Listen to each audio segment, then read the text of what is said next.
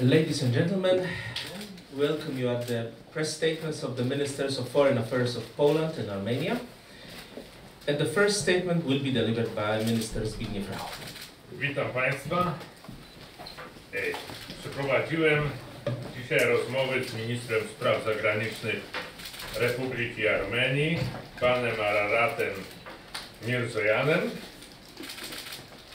O ile podczas mojej wizyty w Erewaniu w charakterze przewodniczącego Organizacji Bezpieczeństwa i Współpracy w Europie nasze spotkanie koncentrowało się przede wszystkim na zagadnieniach kluczowych dla tej organizacji. From the point of view of this organization today, we discussed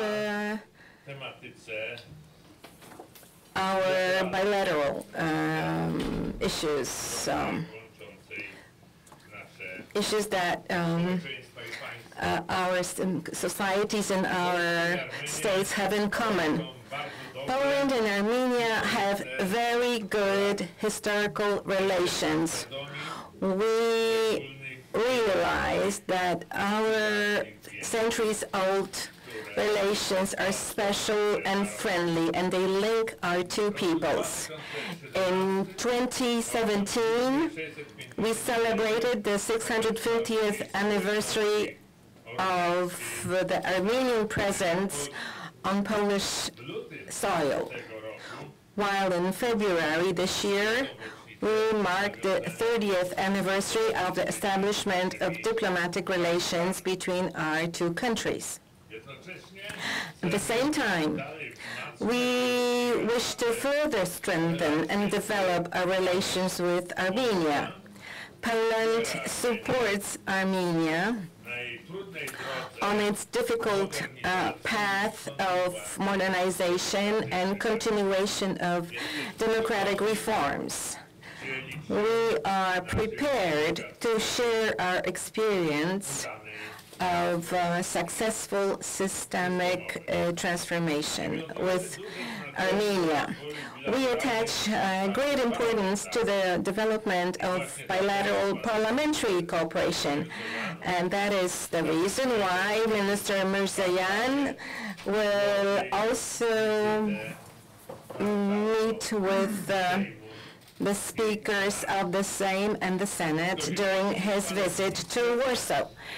We agreed with Minister Mirzoyan that economic cooperation between Poland and Armenia is not as intense as we would wish it to be.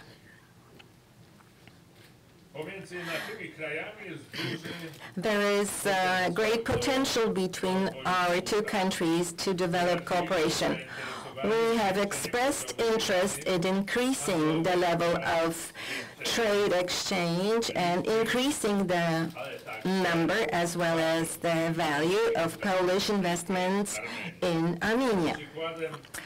An example of good cooperation between a Polish company with the Armenian government is the contract signed in May this year between the Armenian Ministry of Justice and the Polish company Enigma for the supply and implementation of an electronic monitoring system to the Armenian probation service.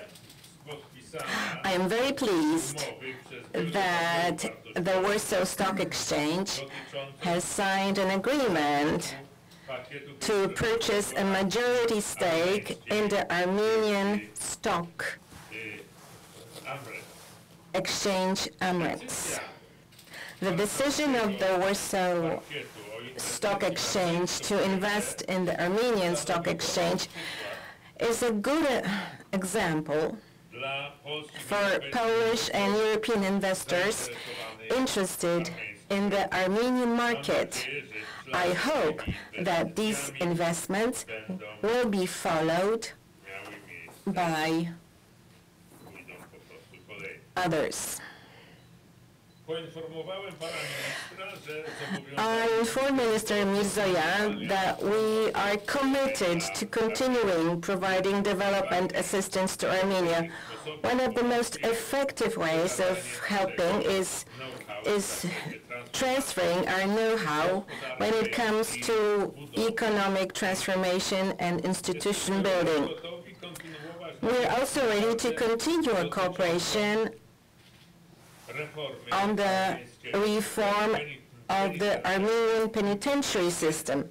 In this context, we plan to organize a study visit for specialists from Armenia still this year in the fall. We see great potential for the development of Polish-Armenian cooperation in the fields of culture and science. And here some projects have come up during our discussion will for sure will be followed up with analysis and no doubt will be implemented. Poland and Polish universities are popular among students from Armenia. Poland is open to intensifying academic cooperation with its Armenian partners. We are pleased to note the recent important political developments in the relations between Armenia and Azerbaijan. Specifically, we welcome the recent meeting in Brussels of the leaders of Armenia and Azerbaijan under the aegis of the President of the Council of the European Union, which took place on the 22nd of May, as well as the announcement of the start of the process towards signing a peace agreement. We stress the importance of holding direct talks to resolve the issue of demarcation and delimitation of a border. In this context, it is particularly important to reduce tension and, naturally, to avoid provocation. We are confident that the normalization of relations between Armenia and Azerbaijan will lead to the development of the region and help to resolve pressing humanitarian issues, among which the most important appear to be the cases of Armenian prisoners, missing persons, the issue of mine clearance issues, or, last but not least, the protection of historical and cultural assets. We maintain our readiness to support the peace process, especially within the framework of the OSCE that we chair this year, and which still has the potential for de-escalation, monitoring, and promoting confidence-building measures. We are aware of the negative impact of Russian aggression against Ukraine on the situation in the South Caucasus region, including Armenia. This concerns both economic and security issues. During our talk with Minister Mirzoyan, I pointed out that Poland vocally and strongly condemns Russia's actions in Ukraine, and I stressed the importance of maintaining international solidarity against the aggressor. Poland has consistently supported Armenia's aspirations for closer relations with the European Union. In this current situation, cooperation with the European Union is becoming even more important for Armenia. We believe that Armenia needs comprehensive and coordinated assistance from the European Union. Support for the stabilization of the economy and reforms is crucial. Poland has been actively raising these issues in the European Union, and we hope that proposals for concrete actions will be developed and worked out by the EU in the near future. Thank you very much. Thank you, Minister. Minister Mirzoyan, the floor is yours.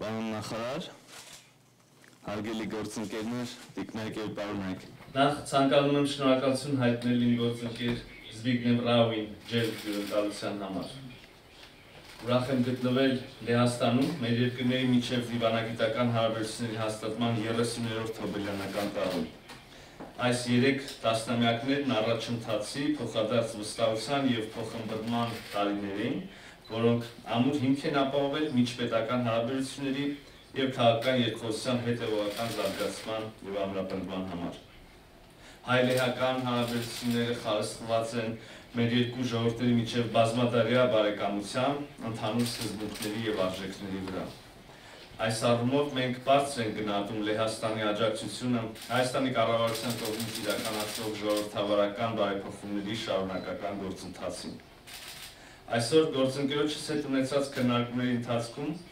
անդրադարձել ենք Հայաստանի եւ Լեհաստանի միջև փոխադարձ հետաքրքրություն ներկայացնող ոլորտներում համագործակցության ընդլայնման հեռանկարներին։ Մենք պատրաստակամություն ենք հայտնել քայլեր ձեռնարկելու հայ-լեհական տնտեսական հարաբերություններում առկա մեծ ներուժի իրացման ուղղությամբ, ինչի համար ունենք շուրջ 30 փաստաթղթից կազմված ամուր իրավապայմանագրային դաշտ եւ աշխատանքային արդյունավետ հարթակ հայ-լեհական տնտեսական համագործակցության միջկառավարական հանձնաժողովը, որի 7-րդ նիստը առաջիկայում նախատեսվում է անցկացնել Երևանում։ Իհարկե, Հայաստանի եւ Լեհաստանի միջև առևտրաշրջանառության ծավալները մեծ չեն, սակայն գոհունակությամբ կարող ենք նշել, որ այդ ուղղությամբ մենք հետզհետե աճ ենք գրանցում։ Հայ-լեհական տնտեսական փոխգործակցության ակտիվացման համար հեռանկարային ոլորտներ ենք համարում տեղեկատվական տեխնոլոգիաները, դեղագործությունը, ագրոբիզնեսը եւ նաեւ վերականգնող էներգետիկան։ Մենք մտքեր ենք փոխանակել նաև Հայաստան-Եվրոպական միություն գործընկերության օրակարգային հարցերի շուրջ,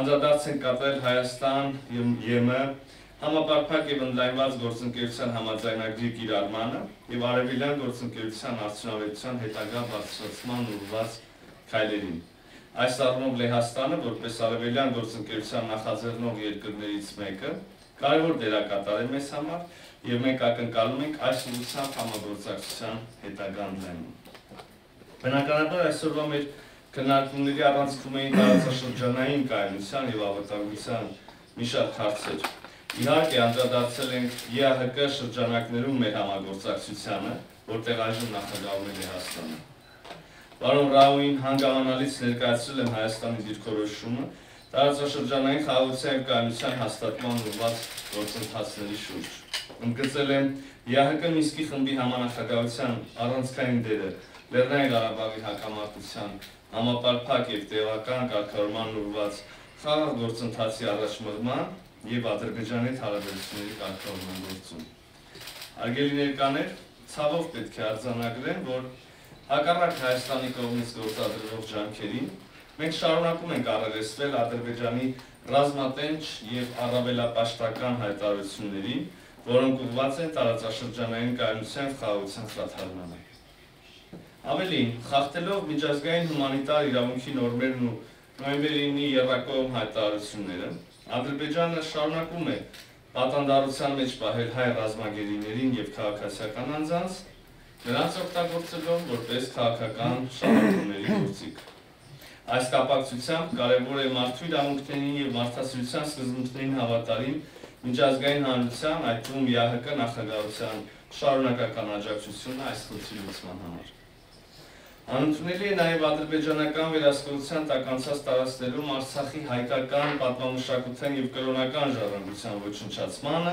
բրծմանը եւ ինքնության խեղաթյուրմանն ուղղված Ադրբեջանի ղեկավարության կողմից իրականացվող քաղաքականությունը։ Այս առումով մենք ակնկալում ենք միջազգային հանրության հստակ, հասցեական եւ շարունակական արձագանքը եւ ընդգծում Լեռնային Ղարաբաղում համապատասխան միջազգային կազմակերպությունների ներգրավվածության հրատապությունը։ Եվս մեկ անգամ ցանկանում եմ ընդգծել, որ Հայաստանի եւ տարածաշրջանի համար խաղաղ զարգացման դարաշրջան բացելը մեր սկզբունքն ու ռազմավարությունն է եւ հուսով ենք, որ ԵԱՀԿ գործող նախագահի ինստիտուտի հետ միասին կօգտագործի իր գործիքակազմում առկա մեխանիզմները կառուցողական մթնոլորտի ապահովման եւ համապարփակ խաղաղության համար պայմաններ ստեղծելու համար։ Այսքանով կեզրափակեմ խոսքս, հարգելի պարոն Ռաու, Եվս մեկ անգամ շնորհակալ եմ ջերմ ընդունելության եւ արդյունավետ քննարկումների համար։ Thank you, Minister. Proszę Państwa, jeszcze chwila dla zdjęć. Thank you, Minister. Just a moment for photo op. For the photo diversity.